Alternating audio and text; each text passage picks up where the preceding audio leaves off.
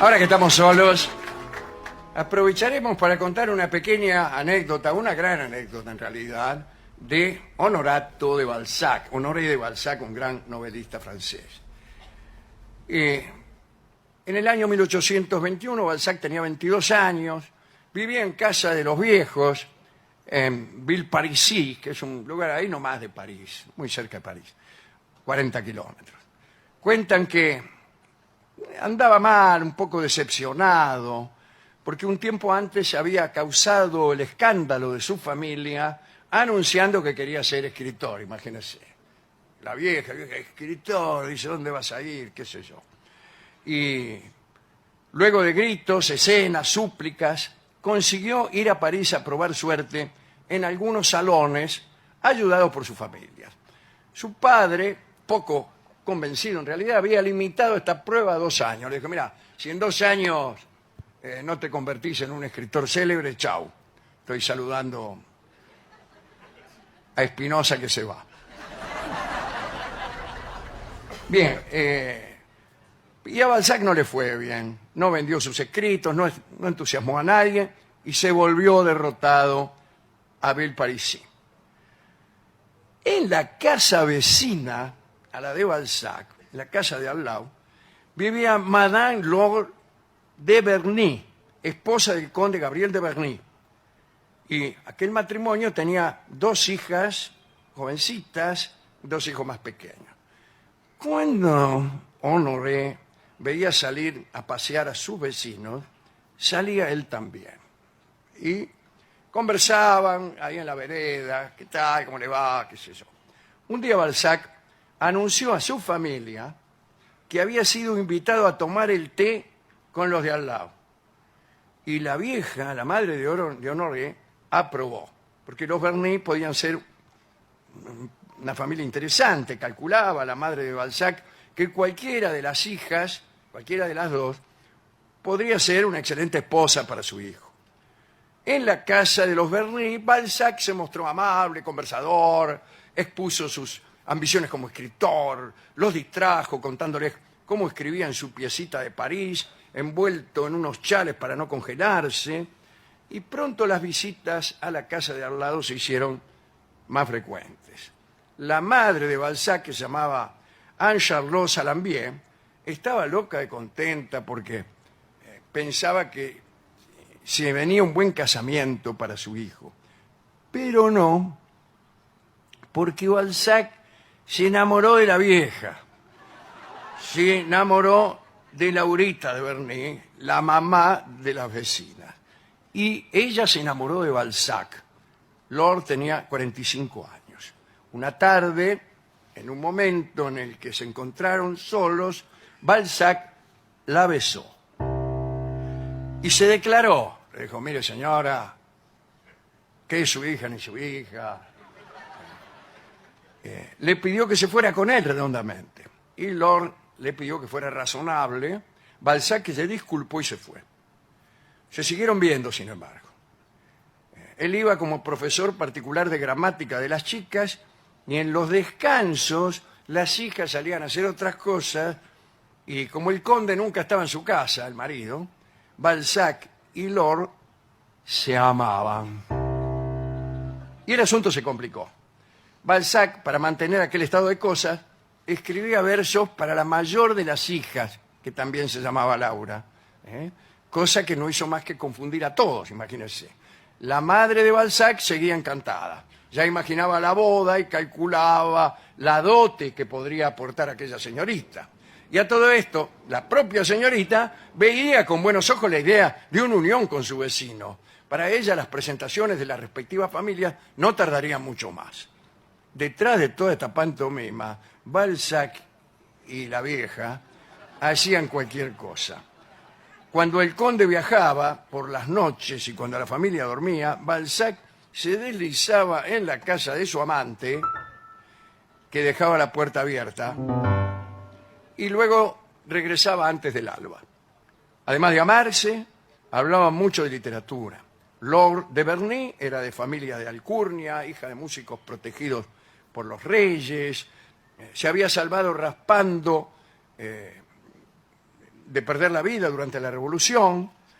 En tiempos de la restauración monárquica, tras la caída de la Revolución y de Napoleón, tenía mucha influencia en salones, tertulias literarias, sabía mucho y Balzac escuchaba, aprendía, etc. Todo muy lindo, pero nunca falta un buey corneta. Se descubrió el asunto. La hija, vio cómo es, ¿no?, alertada por 1000 pequeños indicios, como cruzárselo en un pasillo a Balzac desnudo, me imagino. Bueno, lo sorprendió una noche, pero no precisamente en intercambios literarios. Estaban ahí, dele a amarse. Y espantada, la jovencita fue a contarle todo. ¿A quién? A la madre de Balzac, que primero creyó que la vio venir y dice, esta me va a decir algo bueno o malo, quizás, sobre su relación con mi hijo, a ver si que se quiere casar, qué sé yo. Y la tipa le dice, su hijo anda con mi vieja, chao. Estalló una escena terrible. Balzac fue llamado miserable. Lo acusaron de cubrir de oprobio a la familia, de ser el más abominable de los libertinos, de llevar el vicio en la piel, en fin. En la casa de Aló, imagínese, cuando se enteró el marido, el conde, la abandonó por un tiempo, pero para que nadie hablara demasiado, no la repudió. Lord, Laura, ¿no?, le recomendó a Balzac que se fuera a un apartamento que ella tenía en París. Y así lo hizo. Balzac se instaló en una habitación de la calle Tournon, cerca de los jardines de Luxemburgo, y cada tanto, recuérdese que Villeparisis queda cerca de París, cada tanto la vieja lo iba a visitar. Se ocupaba de él, fue su mecenas, le prestó plata, lo ayudó a publicar, pero vivía en una pieza que sin ningún lujo, no tenía muebles el lugar. Y él en las paredes, yo esto lo he contado otras veces aquí, medio que dibujaba las cosas que le gustaría tener. No que las dibujaba bien, hacía como un pequeño cuadrado y decía tapiz de los gobelinos. Después otro cuadrado, así decía, espejo de Venecia, anotaba. Cuadro de Rafael, gran dibujo de Leonardo, futura estatua de fulano, así. En vez de los muebles los anotaba, los dibujaba en el papel de las paredes.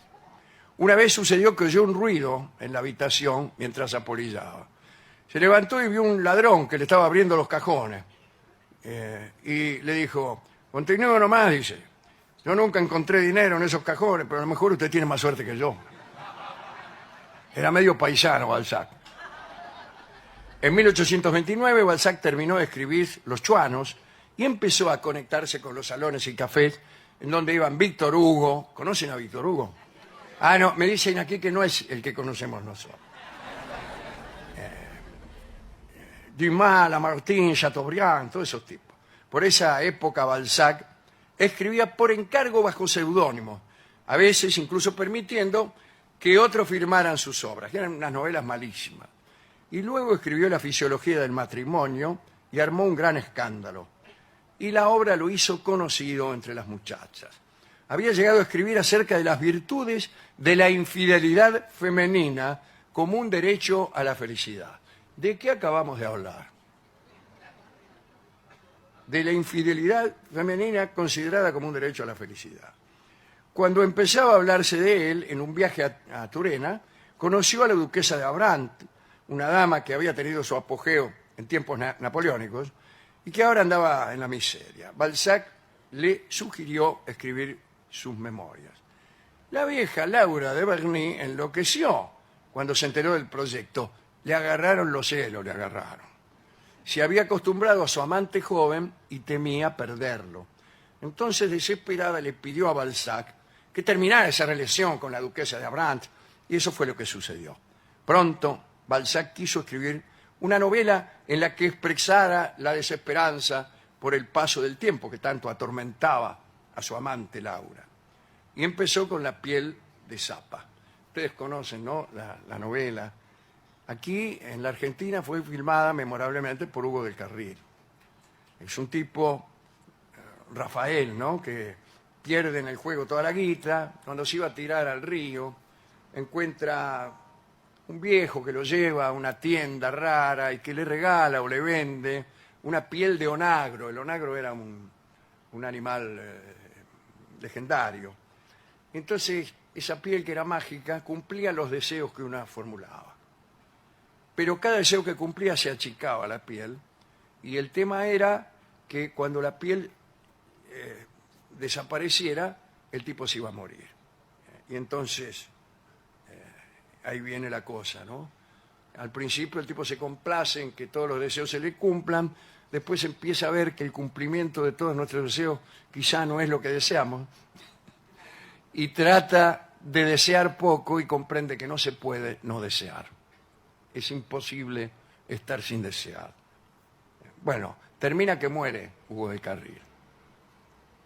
La piel de Zapa lo hizo muy famoso, fue parte de la Comedia Humana. La Comedia Humana es un proyecto monstruoso de Balzac, que se había propuesto escribir 137 novelas interconectadas que retrataran la sociedad francesa en el periodo que abarcaba desde la caída del Imperio Napoleónico hasta la monarquía de Julio, ¿no? Más o menos de 1815 a 1830. Y la piel de Zapa estaba dentro de los llamados estudios filosóficos. Bueno, qué sé yo. Trabajaba de noche, Balzac, no podía escribir sentado, tomaba litros de café, y la fiel Laura, la vieja Laura, copiaba, lo aconsejaba, era su primera lectora. Bueno, también eran amigos de George Sand, ¿se acuerda? Aquella tipa que se disfrazaba de hombre y que era en realidad la mujer de Chopin. Balzac se volvió un autor famoso y empezó a recibir propuestas literarias y amorosas. Pese a su amor por Laura, cedía a lo que él llamaba una ansiedad sentimental. Entonces no se perdía ni una, vamos. Y se la pasaba leyendo cartas que le posibilitaran algún amor. Querido Balzac, me gusta cómo escribe. Ajá, decía, bien. Laura sabía que él siempre volvía a ella, pero sufría. En febrero de 1832 llegó la carta de una desconocida, una admiradora polaca que se llamaba Ewa Hanska. La carta picó la curiosidad de Balzac, no le dijo mucho a Laura, que ya se iba acercando a los 60 y estaba mal. Cada infidelidad de Balzac la debilitaba y penaba porque sabía que iba a ser abandonada más tarde o más temprano. Llegaron otras cartas, siempre de la polaca Hanska. Laura lo veía a Balzac abalanzarse sobre los papeles y leerlos con pasión, y adivinó que estaba empezando un nuevo amor, Balzac.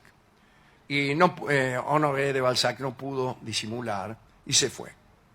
Le dijo adiós a Lord y se encontró con Ewa Hanska en Suiza. Para ir hasta allí, Balzac, que guita no tenía, empeñó la platería, y después de esa partida, Laura la vieja, cayó enferma. Junto a Ewa Hanska, que se convirtió en un nuevo amor, Balzac se enteró de la muerte de Laurita de Berny. Su dolor fue inmenso, pero nunca tanto como el de ella. Era julio de 1836.